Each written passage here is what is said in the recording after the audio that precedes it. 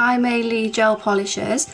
In particular, what is interesting is we're going to be using their no wipe top and base coat, which is standard for any gel polish. But the most exciting part of this manicure is this 067. It's a glow in the dark polish. It's like a peachy, orangey kind of colour.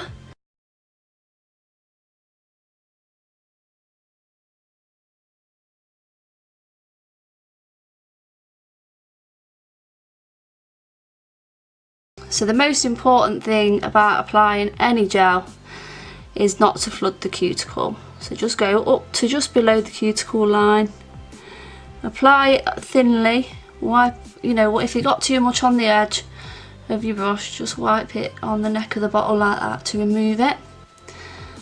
Just go slightly down the sides, enough to cover them, because you don't want to have thick layers of gel. And at this stage I would cap the free edge as well. So you just run it along the free edge of the nail. This will prevent any lifting or chipping, and then I usually do that on the top coat as well.